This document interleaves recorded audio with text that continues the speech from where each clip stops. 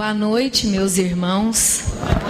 É com uma imensa alegria em nossos corações que nós recebemos todos vocês, encarnados e desencarnados, na nossa casa de oração, porque, afinal de contas, hoje nós estamos em festa. O Centro Espírita Obreiros do Bem completa os seus 48 anos.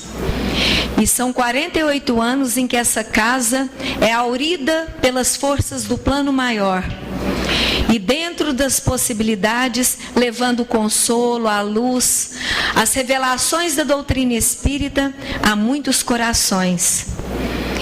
E é com sentimento assim de muita gratidão ao Pai, a Jesus, aos amigos espirituais que coordenam a nossa casa de oração, que nós agradecemos por mais esse dia. Agradecendo também aos nossos irmãos, o Júlio Carvalho, ao William Jacob, ao Quincas Veloso e ao Wellington, que tão prontamente atendem os nossos convites, enquanto na difusão dessa doutrina de luz, de paz e de consolação. Eu gostaria de, antes da prece inicial, continuando o nosso clima de vibração, fazer uma leitura do livro Caminho, Verdade e Vida, psicografia de Chico Xavier, pelo Espírito de Emmanuel, e ela se intitula Conversão. E tu, quando te converteres, confirma teus irmãos. Jesus, Lucas capítulo 22, versículo 32. Não é tão fácil a conversão do homem quanto afirmam os portadores de convicções apressadas. Muitos dizem eu creio, mas poucos podem declarar estou transformado. As palavras do mestre a Simão Pedro são muito simbólicas. Jesus proferiu-as na véspera do Calvário, na hora grave da última reunião com os discípulos. Recomendava ao pescador de Cafarnaum confirmasse os irmãos na fé quando se convertesse. Acresce notar que Pedro sempre foi o seu mais ativo companheiro de apostolado. O mestre preferia sempre a sua casa singela para exercer o divino ministério do amor. Durante 3 anos sucessivos, Simão presenciou acontecimentos assombrosos. Viu leprosos limpos, cegos que voltaram a ver, loucos que recuperaram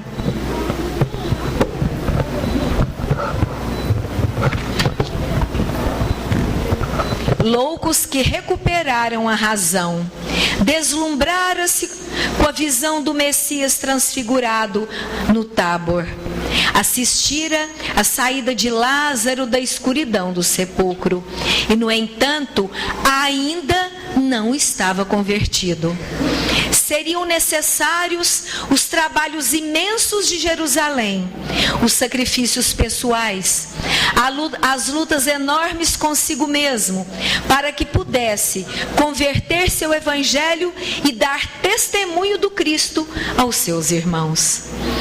Não será por se maravilhar a tua alma ante as revelações espirituais que estarás convertido e transformado para Jesus. Simão Pedro presenciou essas revelações com o próprio Messias e custou muito a obter esses títulos. Trabalhemos, portanto, por nos convertermos. Somente nestas condições estaremos habilitados para o testemunho. Meus irmãos, nós vamos fazer agora a nossa prece inicial e logo após eu vou passar a palavra para o Wellington, que ele vai ser o mediador e vai fazer a transição entre os nossos palestrantes. E depois que o Cláudio fizer a prece inicial, ele já pega o microfone e já faz isso para nós, tá, Wellington? E mais uma vez os nossos agradecimentos pela presença de todos. Boa noite a todos. Vamos conversar com Deus um pouquinho, conversar com Jesus.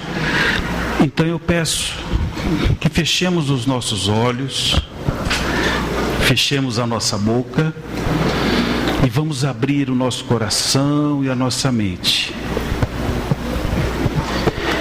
Muito obrigado, meu Pai, pelo dia de hoje, quando comemoramos 48 anos dessa casa. Obrigado pela oportunidade de trabalho que ela nos dá, pela oportunidade de aprendizado através dos estudos, mas principalmente pela oportunidade que nós temos de rever a nossa vida e recomeçar cada vez mais indo em sua direção. Agradecemos ao nosso Mestre Jesus pela paciência para que conosco. Agradecemos pelos ensinamentos, agradecemos pela luz, pela paz que reina nessa casa. A equipe espiritual que, na verdade, nos dirige, muito obrigado em nome de todos os trabalhadores dessa casa, de todos os assistidos dessa casa. Agradecemos a oportunidade de hoje termos a presença de pessoas tão cultas dentro da doutrina espírita, mas acima de tudo tão elevadas moral e espiritualmente, que vão nos transmitir aquilo que está sendo já intuído a eles como mensagem da equipe espiritual. Agradecemos pela oportunidade de estarmos aqui hoje, ouvindo tudo isso, e que nós consigamos sair daqui mais enriquecidos, mais corajosos para enfrentarmos as dificuldades, os desafios de nossa encarnação.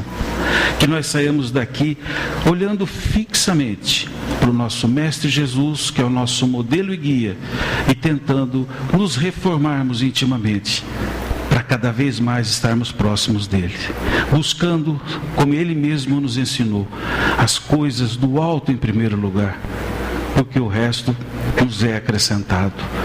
Muita luz, muita paz na reunião de hoje, muita intuição aos palestrantes. É o que nós pedimos, Mestre Jesus. Que assim seja. Obrigado, Cláudio. Obrigado. Queridas irmãs, me perdoem. Queridos irmãos, boa noite. Que a paz de Jesus continue a nos envolver. A bondade no coração do nosso querido Cláudio fala de elevação moral e espiritual que nós reconhecemos ainda não possuir, mas ao mesmo tempo nos felicitamos por ver casas como essa, completando 48 anos, que nos ensinam diuturnamente a viver como espíritos que somos, porque realmente é isso, quando nós aprendermos, é isso que fará a grande diferença no nosso viver.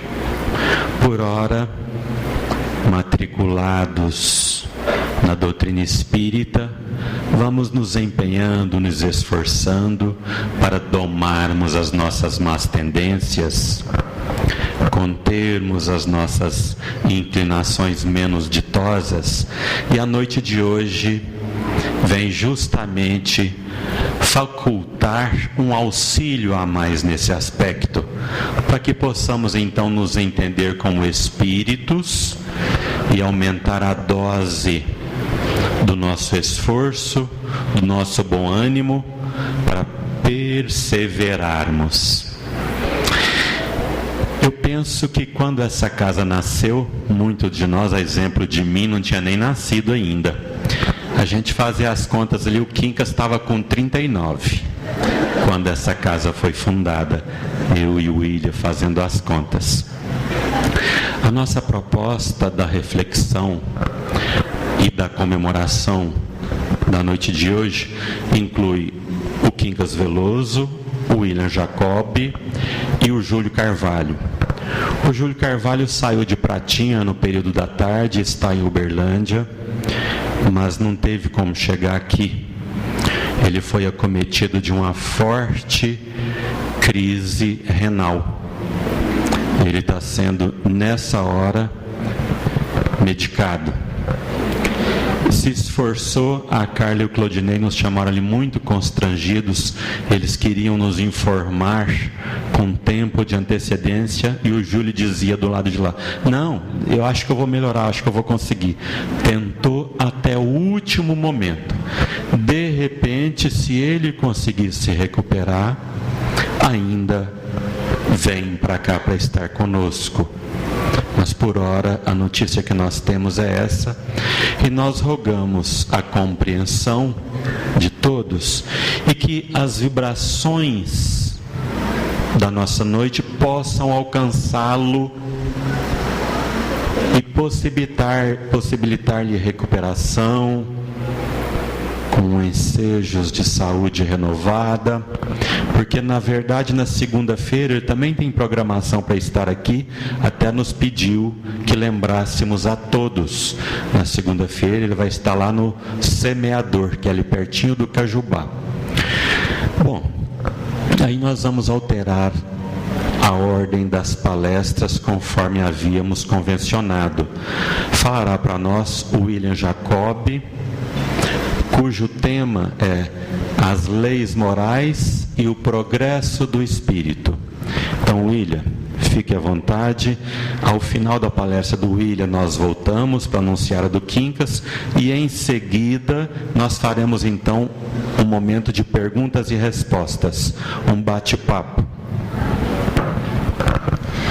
Boa noite a todos e a todas. A gente agradece primeiro o convite, a oportunidade, né? É sempre bom estar num momento festivo de comemoração como esse, de uma casa irmã, de uma casa que, de certa forma, nos inspira.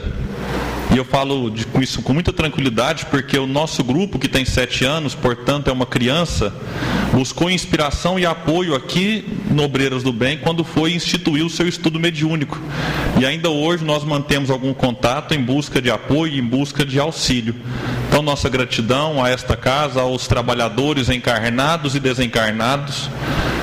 Os desencarnados eu agradeço em nome do Cajá, querido companheiro que fez parte de muitos anos desta instituição e que deixou a sua contribuição, o seu exemplo de retidão, de bom humor, né, de calma, de paciência, que lhe foram marcas características ao longo da sua jornada entre nós. Nós vivemos uma época em que reconhecidamente o ser humano avança no seu aspecto material. E junto com o avanço material, de certa forma, e é natural que assim o seja, nós criamos novas necessidades.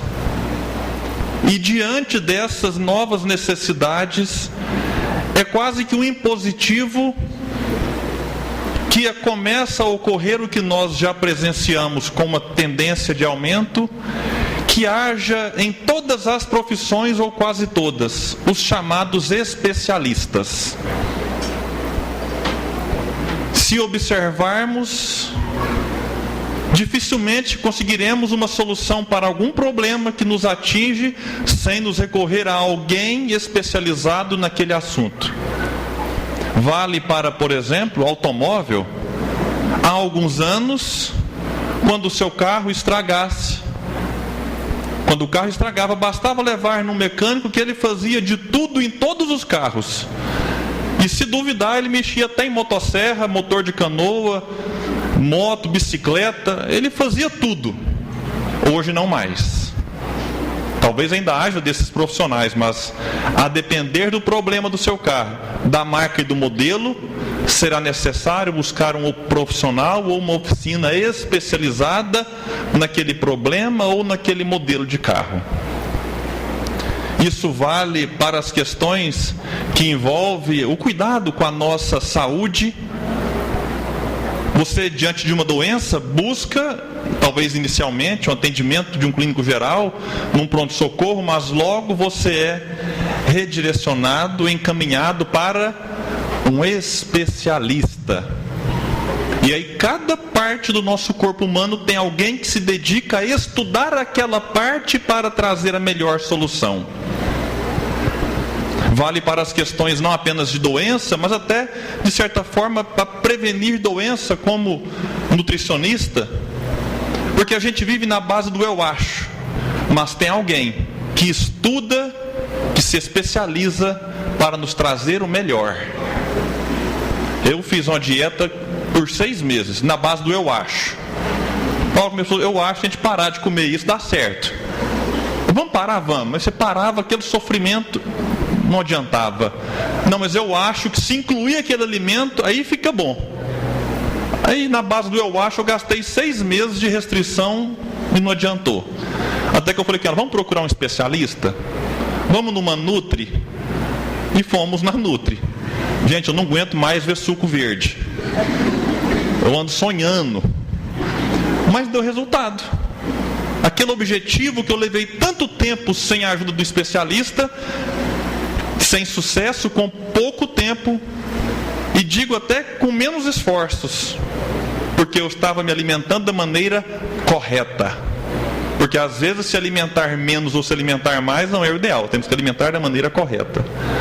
Vale para a construção, né? As edificações levantadas hoje contam com a união de diversos profissionais. Um só para sentar o piso, um só para cuidar do forro, um da eletricidade, do encanamento, um engenheiro, um arquiteto, um paisagista, um jardineiro, enfim.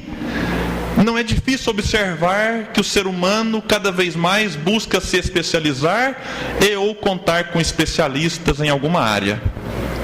Mas a grande pergunta é: tudo isso que nós buscamos na mão desses profissionais ficará?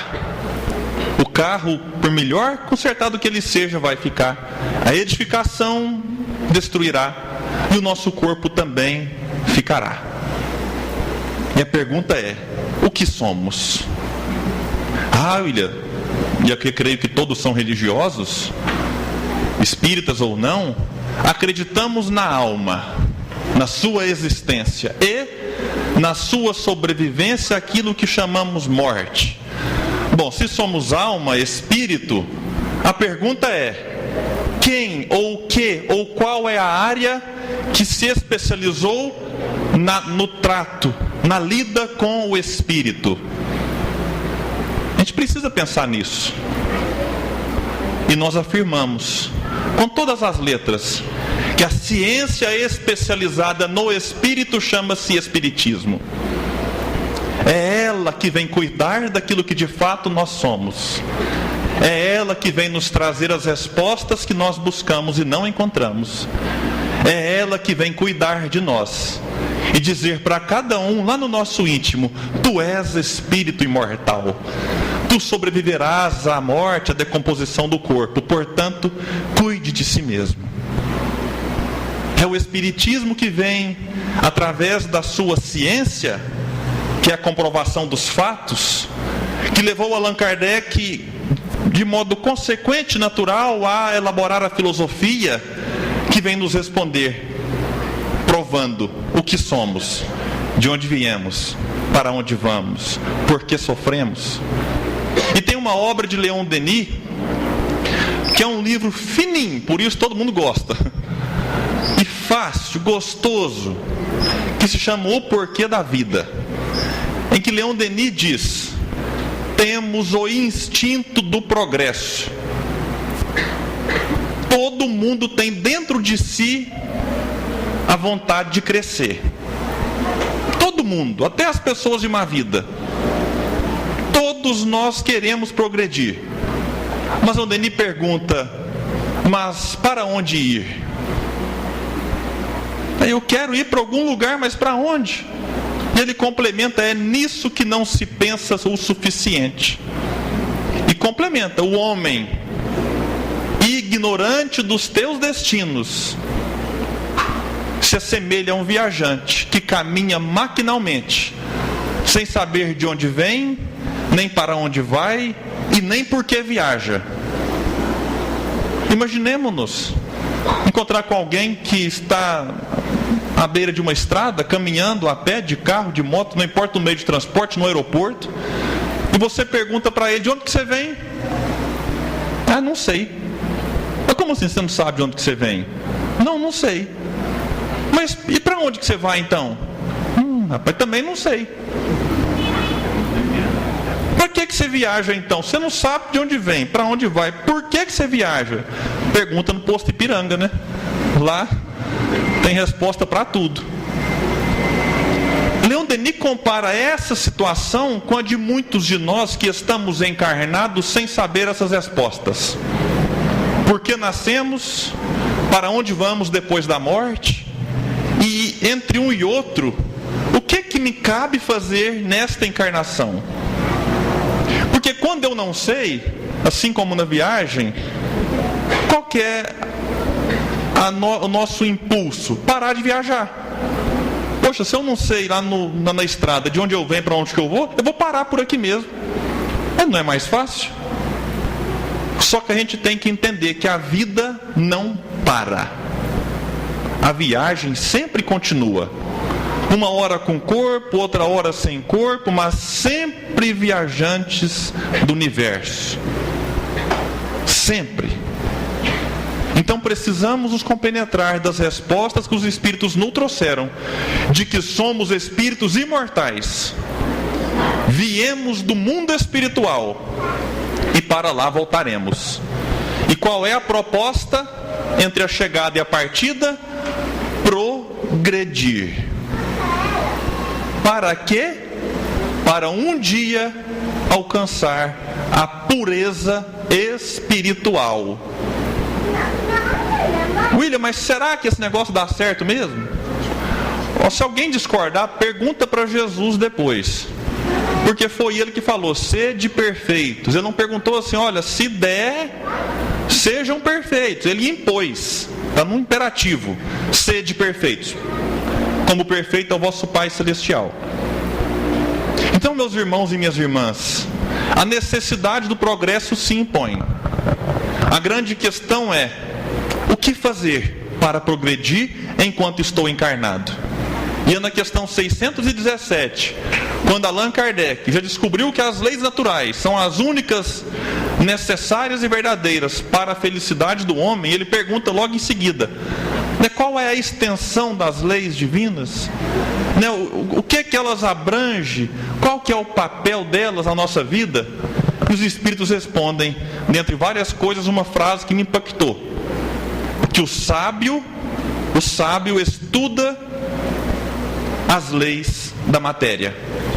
Fica muito inteligente. Lei da física, da química, da medicina, do direito, da astronomia, da engenharia. Mas o homem de bem estuda as leis morais. William, então quero ler agora todos os livros espíritas. Não quero fazer mais nada na minha vida. Basta. Só que tem um complementozinho, uma palavrinha que os Espíritos colocam: estuda e as pratica. É claro que a prática é uma consequência do estudo. Ninguém faz aquilo que não sabe. A gente só faz o que tem conhecimento. Mas tem pessoa que é tão simples e faz cada coisa boa, é porque ela já aprendeu outra hora. E o seu progresso talvez se manifesta justamente na sua simplicidade. Quem conviveu com o Chico sabe o que eu estou falando.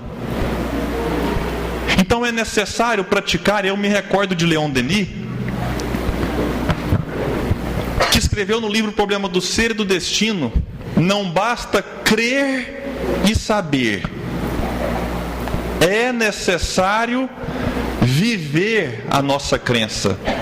Ele colocou: não basta, não é que não importa, porque é importante crer, é importante saber, mas não pode ficar apenas nisso. É necessário viver a nossa crença, vírgula, isto é, aplicá-las no cotidiano.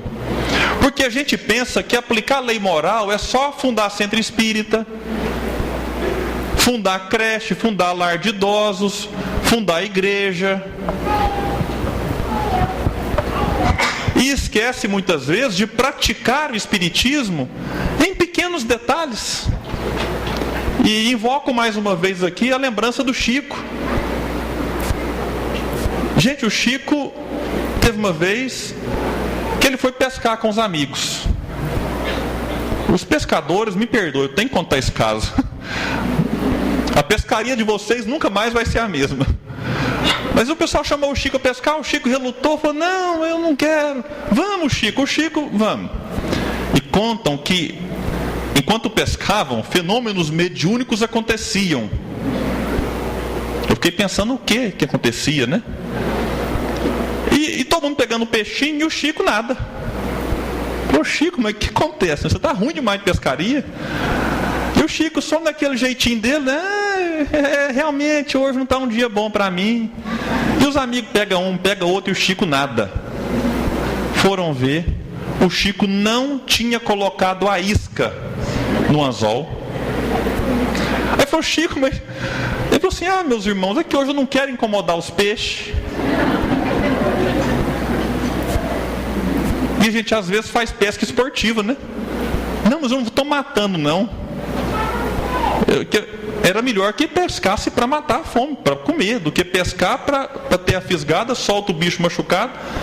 Mas como que o Chico pensa além? Eu nunca tinha pensado nisso. Uma vez ele foi no sacolão comprar tomate. Aí ele chegou na banca de tomate, está lá um tomate bonito e outro feio. Um bonito e outro feio, um bonito e outro feio. Aí a pessoa viu e falou: o Chico, coitado, não está batendo bem, né? Porque o que a gente faz quando vai no sacolão? Hoje eu vim para traumatizar. O sacolão de vocês, quem é dono do sacolão me agradece depois. A gente vai e escolhe os melhores. Nossa, eu tenho que levar os melhores. E aí se eu chegar com tomate lá em casa com uma casquinha preta? O Chico pegando um de cada, a pessoa perguntou: Chico, mas o que é isso? Ele falou: minha irmã, se eu pegar só os bons, como é que os outros comprarão depois de mim? Tem lógica. Agora quando eu vou no sacolão, quando eu olho para o tomate parece que me olha e fala assim: você vai me deixar para os outros? Tanto é que eu não estou nem mais no sacolão. Eu falei: eu não dou conta mais, não consigo comprar tomate depois da lição que o Chico deixou. Mas isso é vivência. É a gente perceber que no mundo existem outras pessoas além de nós. É quando a gente começa a se importar com o outro, a pensar: e se fosse eu depois? Isso é prática, isso é vivência do Evangelho em detalhes, porque a beleza da vida está nos detalhes.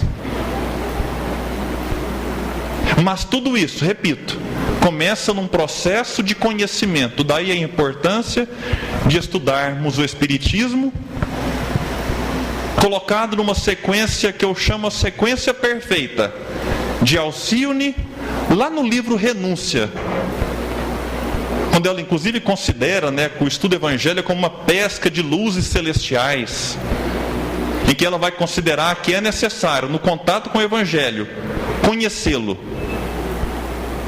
meditar, sentir e depois aplicar, vivenciar.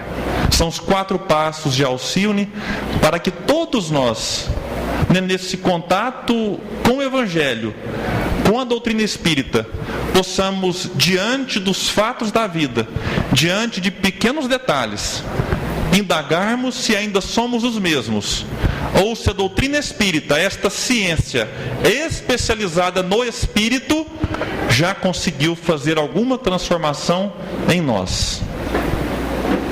É necessário aplicar, para que isso aconteça, aquilo que Leon Denis muito bem vai nos falar no problema do ser e do destino, da vontade. Porque, meus amigos, querendo já não é fácil. Porque Paulo disse: o bem que eu quero, eu não faço, mas o mal que eu não quero fazer, esse eu ainda faço. Porque há uma distância entre o querer e entre o fazer. Mas se eu não aplico uma vontade firme, aí de fato a conquista se torna cada vez mais difícil. Então é necessário querer progredir, é necessário querer que as coisas deem certo, é necessário vencermos o pessimismo que, de certa forma, em momentos conturbados, como que por hora atravessamos, que esse pessimismo ceda lugar ao otimismo. E a gente às vezes vem até para uma reunião de psicografia e fala assim: você vai lá hoje? Vou. Você está animado? Ei, tô não. É tanta gente, sei lá se vai dar certo hoje. Poxa, a pessoa já vem desanimada. Um dia eu encontrei com um amigo que estava prestes a casar. Falei: rapaz, que maravilha, você vai casar, que bom, hein? Nossa, rapaz, fico feliz mesmo. Ele falou assim: William, mas se você está feliz, eu não estou não. Falei: mas como assim? Mas você não viu os índices de divórcio cada vez maiores? Eu já ouvi falar que casamento não é fácil. Então eu estou casando, mas eu não sei se vai dar muito certo não. Mas se não der também, né? O cara faz a plano até se não der certo. Mas se não der, eu volto para minha mãe tranquilo. Ela falou que me recebe de braços abertos. Olha a tranquilidade que a pessoa vai constituir uma família e já coloca como ingrediente inicial o pessimismo, o desânimo, o abatimento. Tudo questão de escolha. Nós escolhemos o tempo inteiro. Desde o momento em que nós acordamos até dormirmos, a vida é feita de escolhas. E a gente precisa escolher fazer o bem, pensar no bem, falar no bem, divulgar o amor. Porque a gente constrói a nossa vida. Falava essa semana com o Quincas e com o Wellington. A gente tem um grupo de WhatsApp, tem nós três. Vocês imaginam a minha provação. E a gente falava, né, que a gente precisa tomar as rédeas da nossa vida. Parar de ficar acusando parente, estrela, signo, horóscopo do dia. Gente, um dia eu fiquei perturbado. Eu saí de casa 7h50 da manhã, já em cima do horário para chegar às 8 no serviço. Liguei o rádio, horóscopo do dia, Leão. Eu falei: opa, é o meu. Vamos ver, né? Olha, tome cuidado com o seu dia. Eu falei: vixe, não será fácil. Eu falei: mas que dia que é? A sua cor hoje é roxa. Eu olhei para minha camiseta, uniforme preto. Eu falei: fica colocar uma calça roxa, não vai ficar legal. Eu lembrei, não tem nenhuma peça lá em casa roxa. O seu número hoje é... E às vezes a gente chega no final do dia, aconteceu alguma coisa que não deu certo, vai colocar a responsabilidade de onde? A camiseta roxa que eu não usei. Então a gente precisa tomar as rédeas da encarnação e falar: eu decido ser feliz. Eu decido superar as dificuldades. Por um simples motivo: o mundo precisa, mas a gente precisa mais. Não adianta eu querer salvar o mundo sem querer inicialmente salvar a mim mesmo.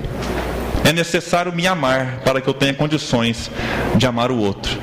E encerro com uma frase de uma música que eu gosto muito, de Lenine, chamada Paciência, em que ele fala que o mundo vai girando cada vez mais veloz. A gente espera do mundo e o mundo espera de nós um pouco mais de paciência, que é o que talvez anda nos faltando muito. E ele coloca algumas perguntinhas que também nos incomodam. Ele fala assim: será que é tempo que nos falta para perceber? Ele está perguntando: será que temos esse tempo para perder? E quem quer saber?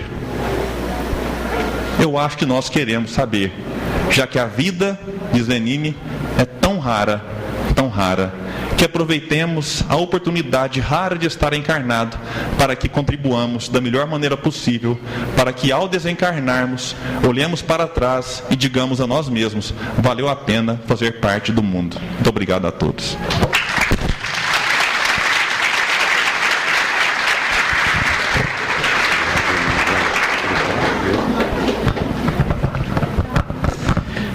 Antes de passarmos a palavra ao Quincas, o Quincas convida o Luiz Carlos e a Aline Zardini para se assentarem aqui ao lado dele E enquanto ele se aproxima, eu gostaria de lembrar que muitos de nós que aqui nos encontramos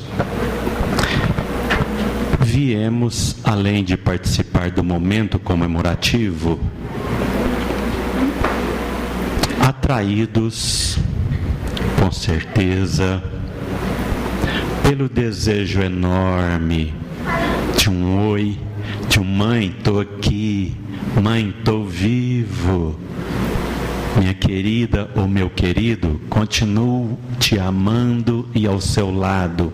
Uma mensagem psicografada por intermédio do Júlio, de um ente querido, como bem lembrado pelo William, o nosso querido Cajá, que tantas vezes nos encontramos nessa abençoada casa. Mas fica aqui um lembrete, na forma de um recadinho, que eles estão conosco. Às vezes só não estão escrevendo no papel com lápis ou caneta, mas pode ser que estejam escrevendo com a tinta do amor nas nossas almas, com um abraço, despertando de nós aquela lembrança daquele dia muito agradável, muito feliz. Aproveitemos o momento na certeza de que vivem e que, com a permissão de Jesus, estarão conosco. Mas agora vai falar para nós o nosso querido amigo Quincas Veloso, ali da cidade de Monte Carmelo, e o tema que ele abordará é família, encontro de almas para desenvolverem o amor. Gente, boa noite. Vou fazer aquela pergunta de sempre. Está todo mundo satisfeito? Todo mundo feliz? Que coisa boa, então eu posso falar até meia-noite. Mas nem tanta felicidade assim, né? Gente, primeiro nós queremos cumprimentar a direção da casa e todos os colaboradores para que esta casa estivesse aqui à nossa disposição. O William fez o Wellington fez uma referência lembrando os 48 anos desta casa. Eu fico pensando e lembrando a dificuldade que era para que uma casa espírita se mantesse aberta. Eu me lembro de um dia, isso já em 1961, eu caminhava com o Chico Xavier na Praça Rui Barbosa, em Uberaba, e chegou um senhor que era presidente de um centro. Ele disse: Chico, estava precisando demais falar com você. Acontece que lá na casa onde nós frequentamos, o pessoal está jogando pedra nas vidraças, quebrando, isso durante a reunião, e nós estamos com vontade de colocar alguns policiais. Sabe o que o Chico falou? Ele disse assim para o rapaz: não, meu filho, não precisa pôr policial não. Troca as vidraças por madeira. Porque era difícil, não era fácil. Alguém chegava para você e dizia: você é espírita? Nossa, que coisa, né? Eu me lembro também, aí foi em 1956. Eu era garotinho, viu, gente? Então, você vai ficar pensando que eu sou velho, né? E aí, na sala de aula, nós estudávamos num colégio dirigido pelas irmãs franciscanas. E a professora perguntou: tem alguém aqui que não é católico? E nós levantamos, eu e uma senhorita lá, que disse: eu sou presbiteriana. E eu disse: eu sou espírita. Eu tinha uma colega, muito amiga, que a gente estudava juntos, muito amiga. Ela falou: você é espírita? Nunca mais ela conversou comigo. Beleza. Então, nós estamos lembrando isso para dizer que hoje é fácil estar aqui. São várias pessoas que estão aqui que talvez seja a primeira vez que entram numa casa espírita. E às vezes fica admirado. No dia 10, o Júlio esteve em Monte Carmelo. Compareceram 430 pessoas. E uma delas disse assim para mim: Quincas, é a primeira vez que eu vou a uma casa espírita. Eu não imaginava que fosse como é. Eu estou encantada. Não faz mal. Mas a nossa proposta é lembrarmos dos nossos lares. E quando eu perguntei se vocês estavam felizes, eu entendi pelo sorriso de vocês que vocês estão bem, que as mulheres estão tão bem com os maridinhos, que os maridinhos estão tão satisfeitos com as mulherzinhas deles, que não está tendo desavença nenhuma. Olha que gracinha, né? Eu fico imaginando, que coisa boa. E vocês vão retornar para casa, aqueles que estão sem o esposo ou sem a esposa, vão chegar para casa e contar o que o William falou aqui do casamento. Vocês viram, né? Que o rapaz mostrou para ele. Casar não é fácil. E vou contar uma coisa para vocês. Quando nós descobrirmos que realmente nós somos um espírito imortal, nós vamos valorizar demais os nossos lares. Agradecer muito pelo pai e pela mãe que tenha. Agradecer muito ao Pai Criador pelos irmãos que você possua.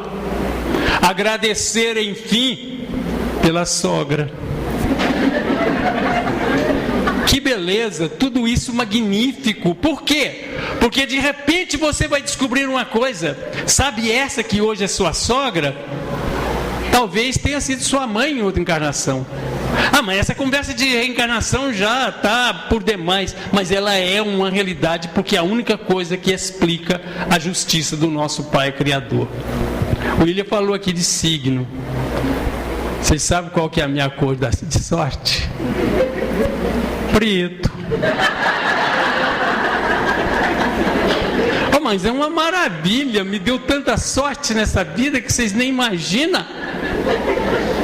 Correto? Mas o que é sorte? Sorte é você estar preparado para qualquer circunstância na vida. Seja a dificuldade maior que ele surja, como por exemplo, de repente você ter o aviso de que teu filho desencarnou. Jovem, 11 anos de idade, que era a alegria, que era o encanto da família, que saltitava, que corria, que abraçava o pai, que abraçava a mãe, que falava do vovô, que falava da vovó, que pedia o presente quando estava em frente à vitrine encantada, que chorava porque estava com febre ou estava com fome. Nós crermos em Deus é magnífico. É magnífico você entender que teu filho ou a tua filha não partiram para sempre, e que há um reencontro, e esse reencontro é o bendito lar que nós temos no plano espiritual. Tenham certeza, nós temos uma família no plano espiritual muito maior do que a nossa família consanguínea aqui na terra. E outra certeza, os nossos entes queridos desencarnados estão protegidos no plano espiritual. Quem ler o livro Entre o Céu e a Terra vai ver que encanto é o plano espiritual. Existem departamentos especializados para cuidar das crianças. Mas enquanto isso, nesta viagem que parece tão longa, e que o rapaz disse, e eu vou repetir aquilo que o William falou: se não der certo, acaba. Eu fiquei lembrando, foi no ano de 1994, eu estava no meu trabalho, e uma moça encontrou com a outra, e ela com aliança. Aliança é na mão direita, né? Vocês já notaram isso? É na direita, aliança? Quando está noivo? E quando casa? É da esquerda, gente. Casar é da esquerda.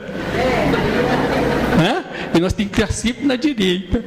Mas veja, ela olhou e falou: está noiva? Ah, sim, estou. Não vai me dizer que é com fulano, é com ele mesmo. Ah, mas vocês dois só vivem brigando. A gente casa, se não der certo, separa. Já casa com um propósito de uma separação antecipada, quando nós deveríamos nos agrupar com as criaturas que de repente nos atraem por uma simpatia, que depois você fala assim: mas como que eu fui gostar da fulana? Ela é tão diferente do que eu pensei. Ou ela diz assim: nossa, mas o fulano que era tão educado hoje é tão às avessas, tão bruto, né? Me trata tão mal, não é quem eu pensei. Ah, vou separar. Tolera, gente. Aprende a amar. E saiba que lá dentro de casa é o local que nós temos para aprender a amar. Colocar em exercício a tolerância, a paciência, o respeito, a humildade, né? Porque tem muita gente que fala assim: eu já vi isso, já ouvi isso. Ah, fulano, trata bem sua esposa. Ah, se eu tratar ela, monta em mim. Eu não vou aguentar. E não é assim, né? O amor é irresistível. Trate bem os seus companheiros de viagem terrena, seja a esposa, seja o esposo, quem estiver ao seu derredor. E mais ainda, você já viu que no teu lar de repente vem uma criatura que você não imaginava, que você contratou para ser uma diarista, para trabalhar com você, e que de repente vocês passam a ter uma amizade forte? Tudo isso faz parte das organizações da nossa vida para a gente aprender a amar. Veja que coisa. Hoje eu estou com 2 companheiros. Eu pediria para vocês levantarem. Esse aqui é o Luiz. Eu fiquei conhecendo o Luiz numa tarde magnífica. Fiquei conhecendo a Aline. Vocês olham para os dois é casado. Tá vendo? Eu vou ficar no meio para eles não brigar. Ao contrário, né? Vocês observam o tanto que a Aline é bonita. Concordam comigo? Eu sou filho. Agora observe o tanto que o Luiz é simpático. É a vida, né? Mas essas 2 criaturas vivem uma experiência que eu gostaria que os 2 contassem para vocês. Porque no dia que eu tive essa notícia, e foi num dia espetacular, quando nós estávamos em Tupaciguara, e pela primeira vez que eu vi essas 2 criaturas chorando copiosamente, mas dizendo do amor de Deus no final. Eu vou passar para um de vocês e vocês vão contar para o povo o que aconteceu com a vida de vocês de pouco tempo para cá. Ouçam com atenção.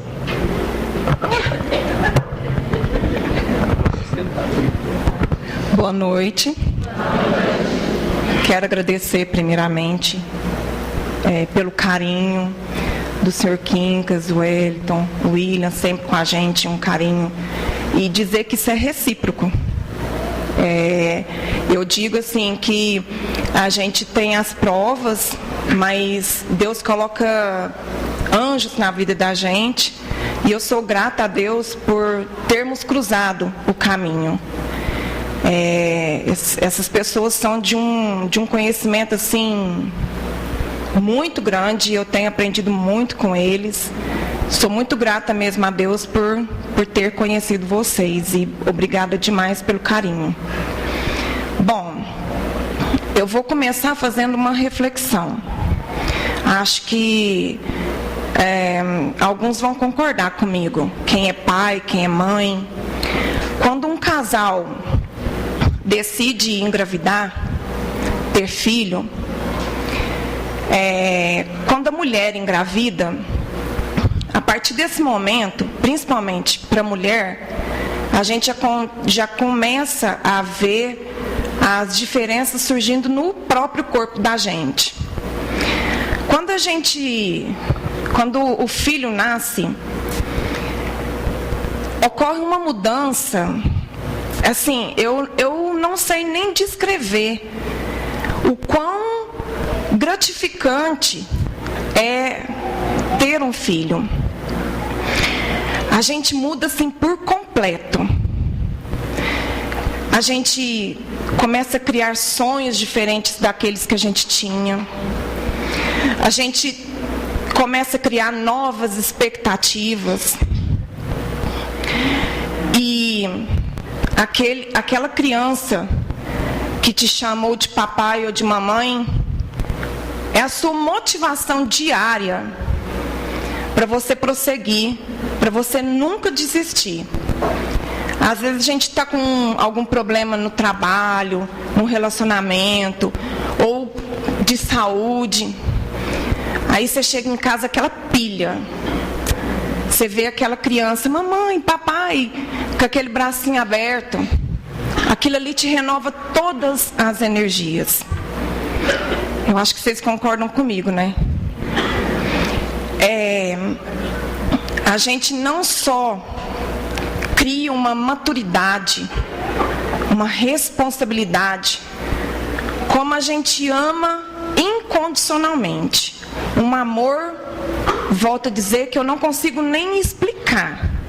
É um amor que supera qualquer barreira. Quando eu digo qualquer barreira, vocês vão entender a barreira. E então, quando esse amor, ele é o mais próximo, eu posso dizer, do amor de Deus para conosco. Para vocês terem essa noção de quão grande é esse amor. Eu acho que é o amor mais próximo, né, de Deus para conosco, é o de um pai e de uma mãe para um filho. Salvo algumas exceções, né? E então, quando a vida te prega algumas peças e seu filho tem que ir à pátria celestial antes de você, antes de nós, é uma dura prova. Eu não vou dizer que é a pior. Eu tenho outras circunstâncias, eu já falei com o Elton sobre isso, é uma outra parte, mas é uma dura prova. É uma dura prova, muito difícil. Porém, Deus, Ele é tão misericordioso. Gente, Deus é maravilhoso. Se você ainda não percebeu, é porque você ainda está fechado para isso. Deus é muito misericordioso. Ele ampara todos nós, todos, sem exceção. Não só o Luiz, não só eu. Tem mãe ali que nós conhecemos, tem mãe aqui. Não desampara, gente. Só que, às vezes, a dor, a tristeza, ela é tão grande, mas tão grande, que a pessoa, ela desespera. Ela perde o equilíbrio. E aí você está lá no fundo do poço, submerso. Deus está ali com a lanterna. Vem, mas você está tão preso àquela tristeza, àquela dor, que você não consegue sair do buraco.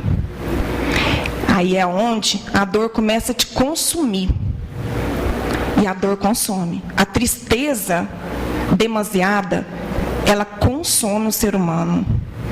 Ela vai definhando, aos poucos você vai morrer de tristeza. Tem uma passagem no Evangelho segundo o Espiritismo, capítulo 5, Bem-aventurados os aflitos, uma passagem que diz: bem e mal sofrer. O sofrimento, ele existe. existe para o feio, para o bonito, para o rico, para o pobre. O ser humano, ele trava uma batalha todos os dias. Isso é incontestável.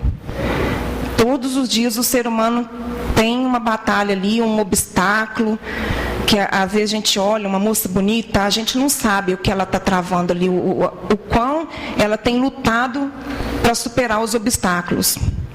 Então todos nós temos sofrimento, certo? Então o sofrimento está ali, para todo mundo, sem exceção. Porque esse mundo aqui é de provas e expiações. Isso aqui não é um parque de diversões, isso aqui é uma escola. Então o sofrimento está ali. E nessa passagem diz, bem mal sofrer. Você pode escolher. Ai, Aline, mas existe sofrer bem? Pois eu vos digo que tem. Olha o Luiz aqui, olha eu aqui. Vocês acham que eu não estou sofrendo? Estou sofrendo. Está doendo. Meu coração está em pedaços.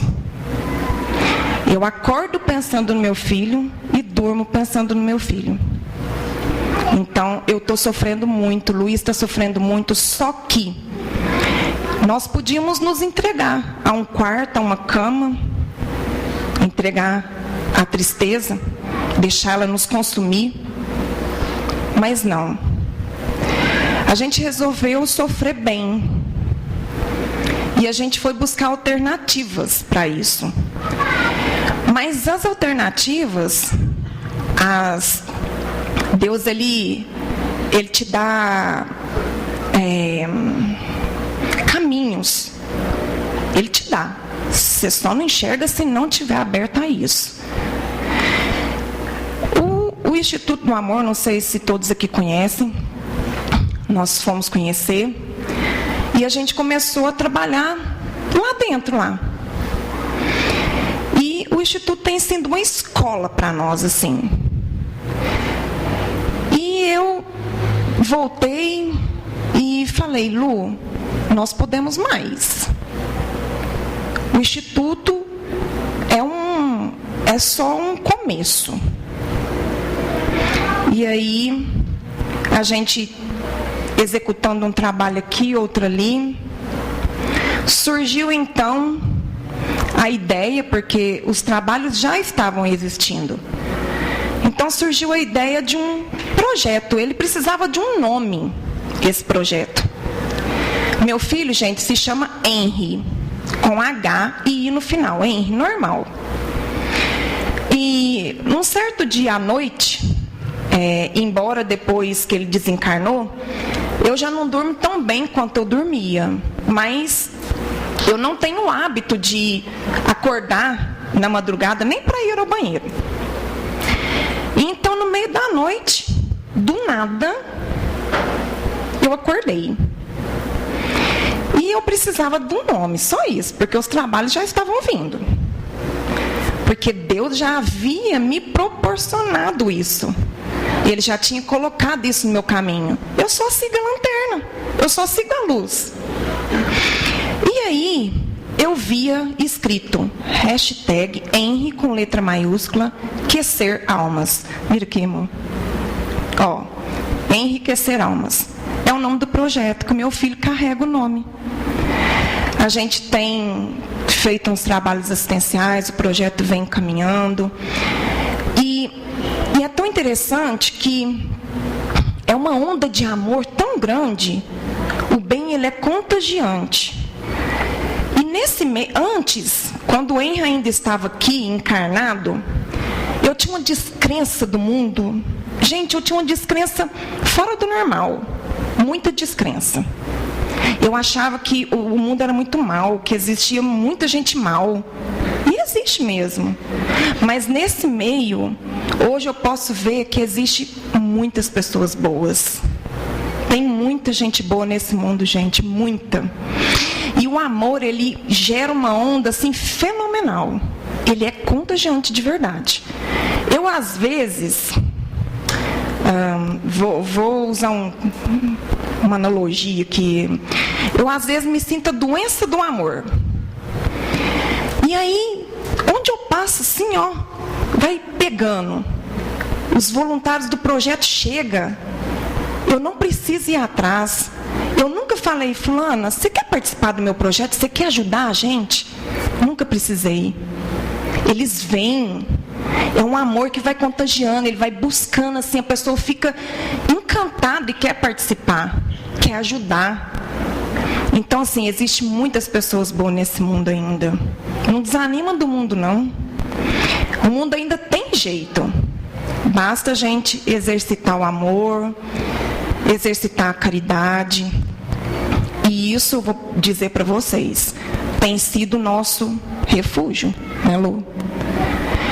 E eu tenho a sorte enorme de, apesar de tudo isso ter acontecido conosco, Henry é nosso único filho. Ele desencarnou tem apenas 8 meses. Quantos anos ele tinha? 11 aninhos. Já fez 12 agora. Ele desencarnou dia 4 de julho, 2 dias antes do meu aniversário. E... não importa não. Ele me pediu para explicar como foi. Meu esposo é policial militar e em um acidente, né, com arma de fogo, ele foi vítima desse acidente, onde ele ficou 1 semana internado no Hospital de Clínicas, na pediatria da medicina. Até isso eu agradeço a Deus, porque nessa 1 semana, essa 1 semana assim foi o norte que a gente estava desesperado. Foi um desespero assim que não desejo para ninguém. Mas essa 1 semana, gente, ao mesmo tempo que eu posso dizer que foi a pior, ela foi assim essencial. Eu nunca vi, poucas vezes a gente viu o Henry com febre, doente. O Henry era fogo, ficava doente não. E vê-lo naquele hospital inerte, há 1 semana ele ficou inerte. E a gente tinha uma esperança tão grande. A gente tinha muita esperança, muita. Eu pensava, vai haver um milagre, meu filho vai sair dessa. E até eu falo isso sempre, que eu não digo que não aconteceu, eu acho que o milagre aconteceu. Olha eu aqui, Luiz, provavelmente o Henry.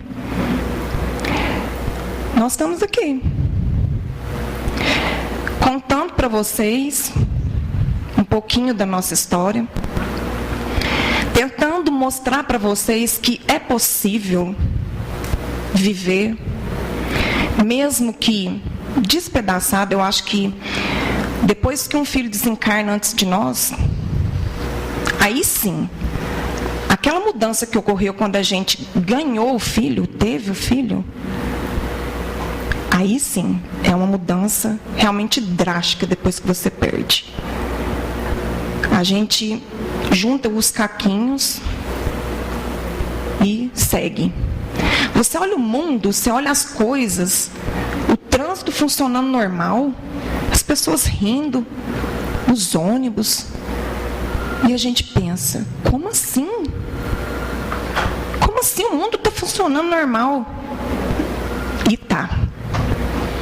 O mundo está funcionando normal. Aí é onde você para e fala, eu tenho que seguir. Eu, adepta ao espiritismo desde nova, na minha adolescência eu sempre participei, minha avó sempre me passou alguns conhecimentos, então eu nunca acreditei na morte. Para mim, morte, assim, é uma palavra até muito forte. Acho até que essa palavra pode ser usada, morte é para aquele que fica. Porque ali você morreu. Eu e o Luiz realmente morreu. Aquele Luiz e aquela Aline não existe mais. Somos outras pessoas hoje. E eu respondo a sua pergunta. O que isso significa?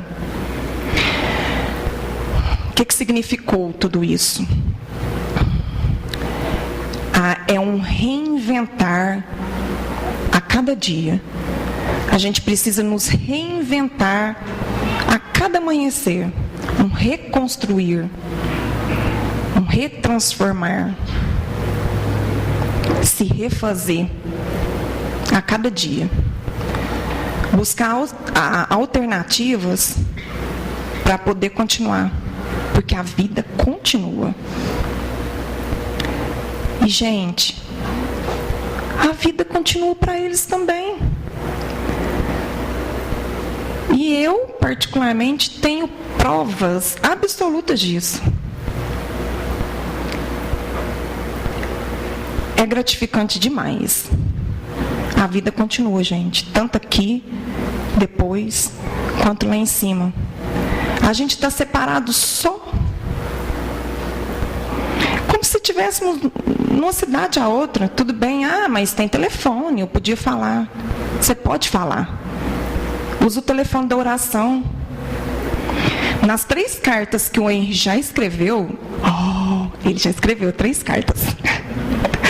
Quinta-feira que o Júlio teve aqui passado, o Henry escreveu sua 3ª carta.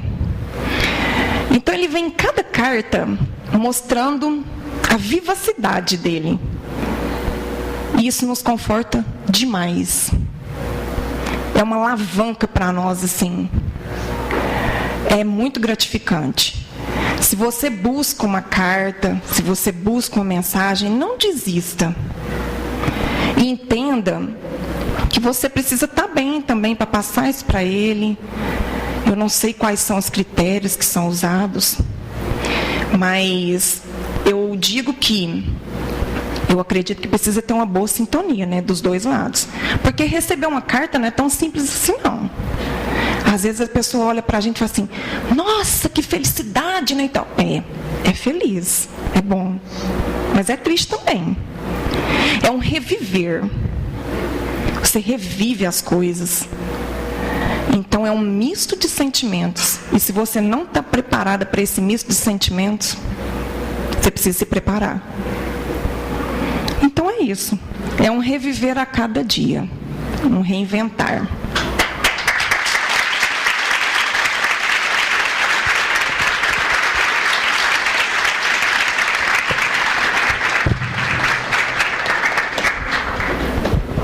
Gente, a gente não tem nem expressão para dizer da emoção que a gente sente com esses dois. Vocês observaram uma coisa na Aline? Momento algum ela disse que o Henry está morto. Eu, Luiz e o Henry. Que trio, né? Que maravilha. Tão ligados, tão juntos. Porque é essa a determinação. Eu me lembro da primeira carta, quando o Henry diz assim, papai, não se acuse. Você me alertou muito para não mexer com as armas. Mas o senhor entende a curiosidade do menino de 11 anos? Não foi isso, Luiz, que disse para você? E ele chorou. E ela chorou. Choraram juntos. E hoje a gente está vendo aí, eles desempenham um trabalho importante no Instituto. Todas as vezes que a gente vai lá, eles estão. Viu? O movimento espírita nos esclarece, nos consola e mostra que Deus é bom. Não se aflija ao ponto de entrar em depressão ou de pensar que é preciso desaparecer ou morrer, porque o filho morreu. Tá certo, gente?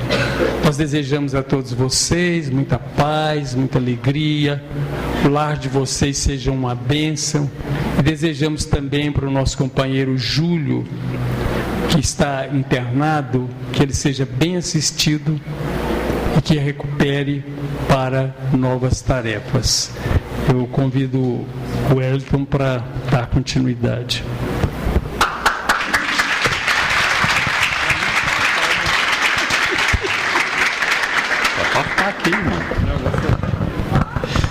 Eu fiquei pensando, à medida que a Aline ia nos trazendo o seu depoimento, o quanto essa proposta, que conversava também com o Quincas teve essa inspiração para convidar o casal, o quanto o depoimento da Aline casa-se com o tema da noite de hoje, que é viver como espíritos, pois isso muda tudo.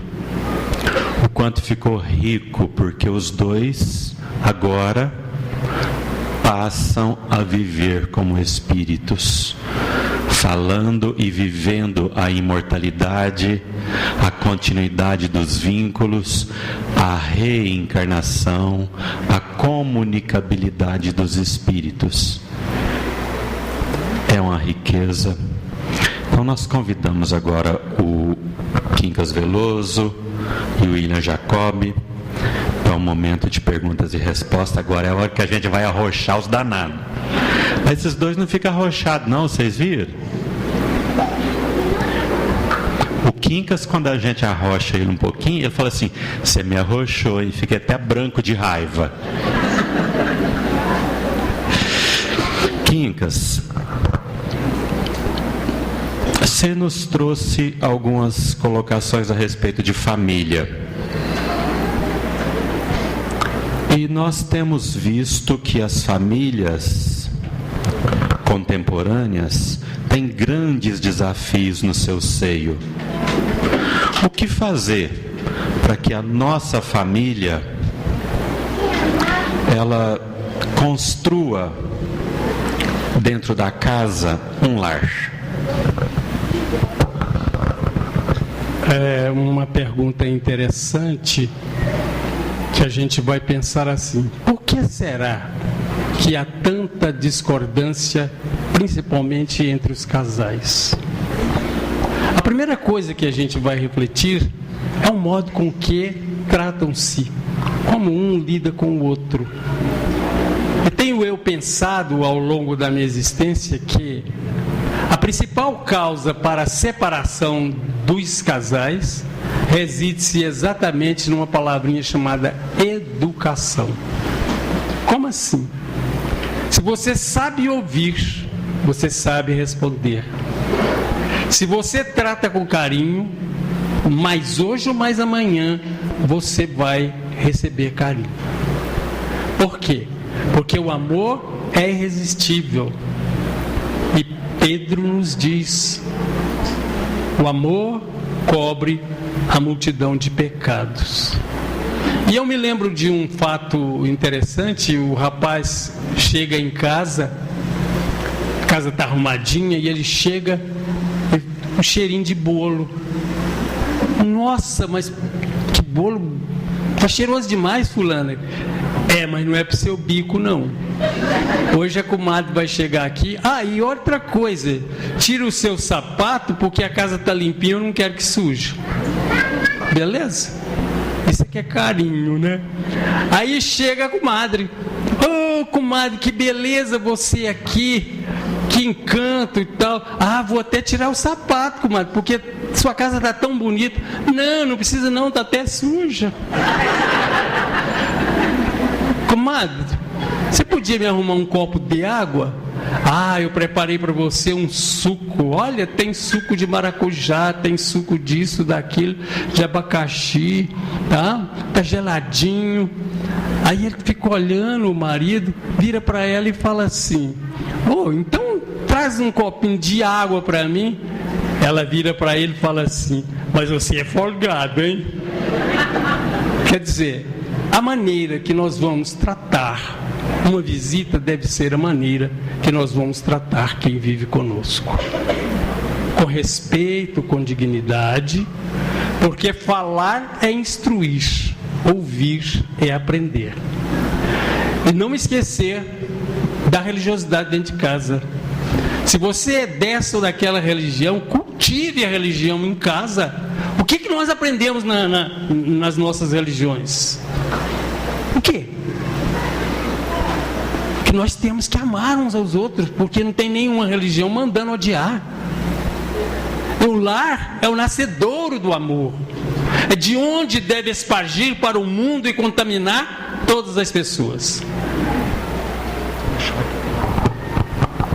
Obrigado, irmão. Quer complementar, William? Deixa eu aproveitar o tema central do encontro, que é a questão do, que somos espíritos, e trazer um olhar doutrinário. Eu sei que isso não é fácil, gente, mas não é fácil no dia a dia.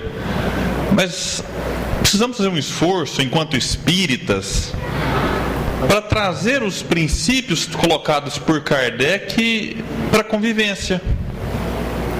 Por exemplo, Deus. Se Deus é perfeito, logo Deus não erra. Se eu estou neste lar, algum propósito tem. Porque se Deus não erra, mas comigo deve ter errado. Aí Deus deixa de ser perfeito. Ponto. É perfeição divina. E há muitos atributos de Deus que dá para vincular na questão da família. Vamos ficar só nesse para não alongar muito. Espírito imortal. Eu sou um espírito com muitas fragilidades, com muitos vícios, com muitas imperfeições. E não posso cobrar do outro a perfeição. Porque na relação conjugal e na relação pai-filho, ou genro-sogra, Quincas? A gente quer que o outro seja perfeito, que o outro não erre nunca. Poxa, mas o outro também é um espírito, com as suas fragilidades, com as suas imperfeições, com os seus vícios. Então está entendendo? Na convivência, se eu começo a me enxergar como espírito e o outro como espírito, isso muda tudo. Reencarnação. Aí eu penso, poxa, se eu já existi antes, eu trago uma bagagem. E essa bagagem não é só de conhecimento e de virtude, mas é uma bagagem de convivência. Então eu já convivi com milhares de pessoas. E será que esta ou este que está ao meu lado, reencarnado comigo, não tem um motivo que seja ampliar o amor que eu já nutria antes de nascer? Porque acontece das almas afins se unirem e reencarnarem juntas. Mas há também uniões provacionais, uniões de reparação. E será que quem está comigo não está aqui para que nós nos ajustemos? Então a reencarnação no olhar do relacionamento vai ajudar muito. E a mediunidade? Não, mas eu não sou médium. Tá, mas todos nós somos mais ou menos influenciados. E tem momentos que a gente precisa reconhecer que a gente está sendo influenciado por espíritos inferiores. Então é a hora da oração e da vigilância, tão bem falada por Jesus. Nos momentos da discussão a gente fala assim, mas eu não quero perder a briga. Poxa, mas quem que ganha uma briga na relação conjugal? Porque essa relação ela é a dois, quando um ganha quer dizer que o outro perdeu. E se o outro perdeu, 50% do relacionamento está adoecido. Então não é interessante no relacionamento ter vitorioso e derrotado. Porque aquele que se acha vitorioso, talvez ele estava simplesmente obsidiado, influenciado por um espírito que não quer ver a família unida. Então é importante reconhecer os momentos de fragilidade em que podemos estar naquele ato, naquela fala, naquele pensamento, sendo influenciados por uma entidade infeliz, mas ao mesmo tempo reconhecer que o outro pode estar sob essa influência. E se o outro gritou, se o outro se exasperou, coloquemos nós na relação a água da paz, proposta pelo Chico, bebe uma água e fecha a boca. E não fala mais nada. A minha avó sempre falava, meu filho, para o relacionamento dar certo, um dos dois tem que ceder em muitas oportunidades ao longo do relacionamento. Porque se os dois endurecem, nenhum cede e o relacionamento fracassa. Então, meus amigos, a gente ter esse olhar desses pontos principais do Espiritismo também muda tudo.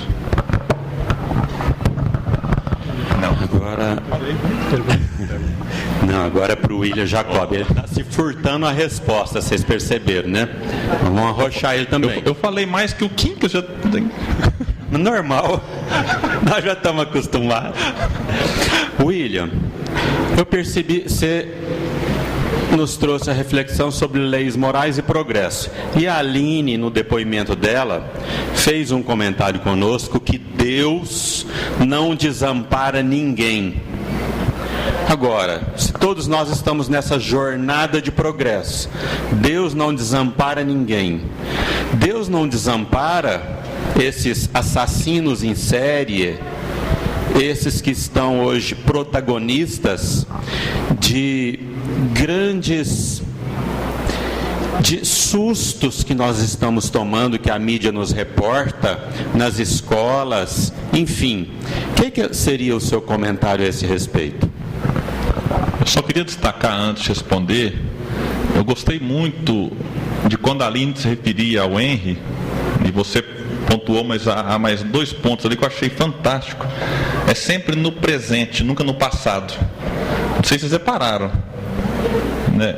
Eu tenho um filho, não é que eu tive. Ele se chamava Henry, não, ele se chama Henry. Você usou esses 2 verbos que me chamou a atenção, porque de fato a gente não deixa de tê-los, ou de chamá-los, ou de conviver quando eles passam para o outro plano. Sobre essa pergunta, Deus de fato não desampara ninguém. Até porque a lei divina está colocada dentro da pessoa. E muitos fazem más escolhas. Como eu falei na palestra, nós fazemos escolhas o tempo inteiro, desde quando acordamos até quando dormimos. E se a gente amplia essa questão do acordar e dormir, do berço ao túmulo, que são, né, estágios assim, passagens, nós também fazemos escolha desde quando nascemos até quando vamos desencarnar. E Deus nos permite escolher o caminho que vamos trilhar. É questão de livre-arbítrio. Há muita discussão em torno do mal. Por que existe o mal? Se Deus é bom, logo o mal não deveria existir. Mas o mal que nós produzimos nada mais é do que fruto da ignorância. Kardec pergunta, né, se todos os espíritos passam pela fieira do mal. Fala, do mal não, mas da ignorância sim. Então, quando estes espíritos que optaram, fizeram escolhas, quiserem renovar o seu caminho, Deus os aguarda, né, para que eles assim refaçam. Nós temos ao longo da história exemplos claros e clássicos, né, de indivíduos que fizeram esse reerguimento na própria encarnação. Porque a gente tem o hábito, e aqui permita-me fazer uma ponderação que eu acho importante, contra a pena de morte. Que a gente fala assim, fulano matou, logo ele tem que ser assassinado porque nada repara o que ele fez. De fato, o que ele fez não tem como reparar aquela morte. Mas há indivíduos que, sinceramente arrependidos do ato praticado, resolvem agora fazer o que o Quincas falou: colocar o amor a serviço da dor. E amando, eles reparam que fizeram sim. Conheci pessoas assassinas que hoje trabalham numa instituição que atende quem quer se matar e que liga lá como talvez a última tentativa. E estas pessoas que tiraram vidas agora salvam vidas. Deus não desampara ninguém. Saulo de Tarso, perseguidor e assassino de cristãos, se converte em Paulo na mesma encarnação. Porque antes, eu acho interessante, porque foi uma mudança de foco. Ele achava que estava fazendo bem ao matar um cristão. Mas quando ele enxerga Jesus e reconhece o próprio erro, ele faz o movimento e passa aí a divulgar o cristianismo. Então nós temos ali uma mudança simplesmente, e tem uma mensagem do livro Boa Nova, em que Jesus, conversando com Joana de Cusa, ela com dificuldades com o marido, na convivência familiar, e Jesus, no diálogo, ele faz algumas perguntas e ele mesmo responde. Ele fala assim: por que Deus não manda um raio e fulmina com as criaturas que alimentam a guerra? Ou com as criaturas que invadem escolas e assassinam as outras? Ou com a criatura que vai num templo religioso que não é o seu, como nós vimos na Nova Zelândia, e mata 40 e tantas pessoas? Por que Deus não manda só um raio, puf, ou matou ele? Por que Deus não faz isso? E lá fala: porque Deus não se impõe às criaturas. Deus espera a sua transformação. Porque essa pessoa que é capaz de fazer o mal, quando ela redirecionar a mesma energia para o bem, ela será capaz de fazer muitas coisas.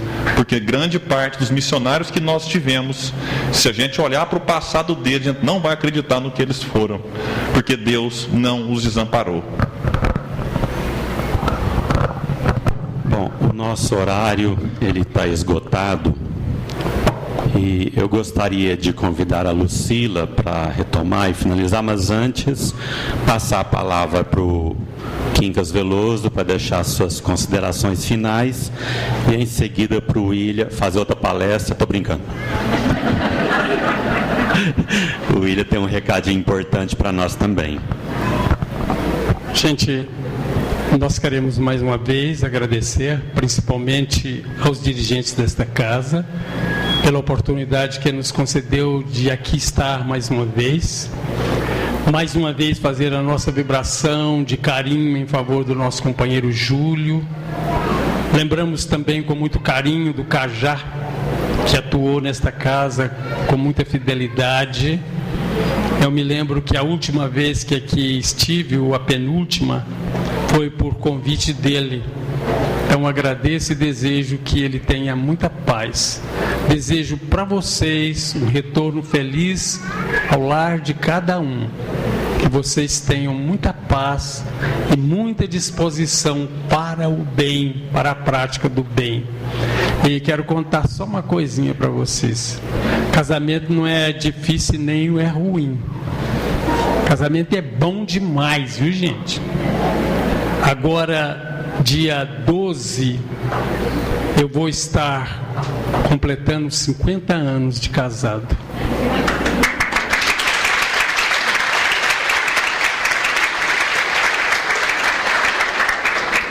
Eu agradeço muito.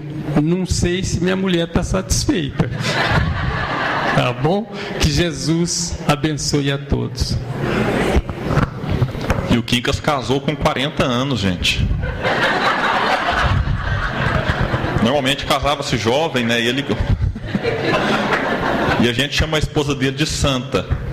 Vocês já imaginam por quê. Bom, queria mais uma vez agradecer o convite, agradecer o espaço, né, que a casa nos ofereceu para expor aí os nossos livros, os nossos não, né, de Leon Denis, de Kardec, do Chico, do Divaldo, enfim.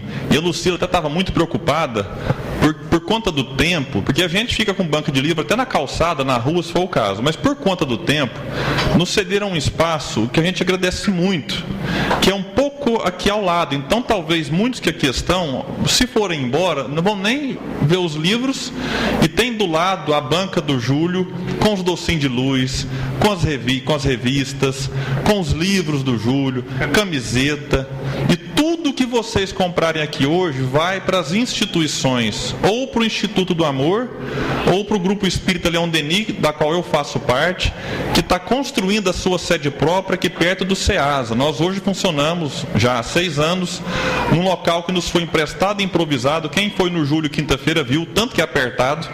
Então a gente está na luta, faz galinhada, pizza e vende os livros, que além de divulgar a doutrina, também arrecada recursos para a nossa construção, que está acontecendo.